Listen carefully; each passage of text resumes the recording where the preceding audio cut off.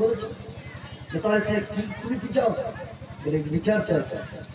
বিচার চাও তো? বলে হ্যাঁ। বলে যাও হোসেনকে দেখে নিয়ে।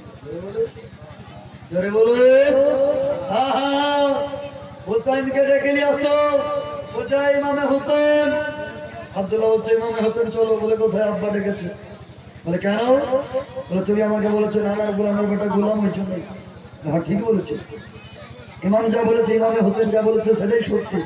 কারণ ইমামে হোসেন কখনো মিথ্যা বলে না। জোরে বল, ইমামে হোসেন কখনো মিথ্যা বলে না। যা বলেছি সঠিক বলেছি। বলে সঠিক কি বেঠিক আব্বার কাছে বিচার হবে। চলো। ইমামে হোসেন চলে গেলেন। হযরতে ফারুক আযম বলতেছে হুসাইন এসেছো? বলে হ্যাঁ চলে এসেছি। বলে হোসেন গো তোমার বিচার হবে। বলে কেমন বিচার? বলে ইমামে হোসেন তুমি আমার বাবা আব্দুল্লাহকে বলেছো আমার নানার গোলামের বাবা? বলে হ্যাঁ বলেছি।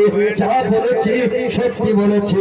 কারণ ইমামে হোসেন কখনো মিথ্যা কথা বলে না। বলে আমি সঠিক বলেছি। ইমামে হোসেনকে হযরতে ফারুক আযম বলতেছে হোসেন আমার বেটা আব্দুল্লাহ তোমার নানার গোলামের বেটা। এটা তুমি কি প্রমাণ করতে পারবা? লিখে দিতে পারবা? হ্যাঁ আমি লিখে দিতে পারবো। আমার নানার গোলামের বেটা। আমার গোলাম হচ্ছে হযরতে আব্দুল্লাহ। বলতেছে বেটা আব্দুল্লাহ রে যা কলম নিয়ে আয়, যা বেটা খাতা নিয়ে আয়। কাপি নিয়ে আসলো, খাতা নিয়ে আসলো, কলম নিয়ে আসলো। হযরত ফারুক আযম উমর ফারুক রাদিয়াল্লাহু তাআলা আনহু সঙ্গে সঙ্গে হাত নিয়ে কলম নিলেন আর খাতা নিলেন। বলতেছে হুজুর গো দাও দাও দাও, তুমি লিখে দাও, খাতাতে লিখে দাও আমার নানার গোলামের বেটা, আমার গোলাম হচ্ছে আব্দুল্লাহ, লিখে দাও। হযরত ইমামে হোসেন বলতেছে হ্যাঁ লিখে দিব। দাও। খাতা দেওয়া হলো, কলম দেওয়া হলো। ইমামে হোসেন রাদিয়াল্লাহু তাআলা আনহু লিখে দিলেন আমার নানার গোলামের বেটা, আমার গোলাম হচ্ছে হযরতে আব্দুল্লাহ। হযরতে আব্দুল্লাহ ভাবছে কঠিন বিচার হবে। ভাবছে বিচার কিন্তু কঠিন হবে।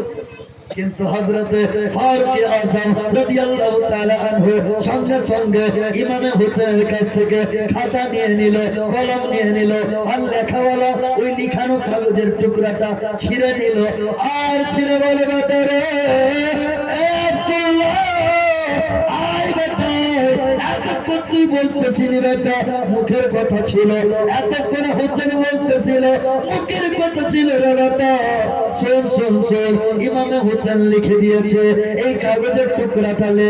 তবে বেটা রে এই কাগজের টুকরাটাকে তুমি কাগজের টুকরা মনে করে নিও না, এই কাগজের টুকরাটাকে জান্নাতের টিকিট মনে করে নিয়ে। কারণ বেটা রে এই হোসেন যাকে নানার গোলামের বেটা নিজের গোলাম বলে অ্যাকসেপ্ট করে নিবে, গ্রহণ করে নিবে, সুবুঝে নিবে বেটা কখনো হোসেনের গোলাম জাহান্নামে যাবে না।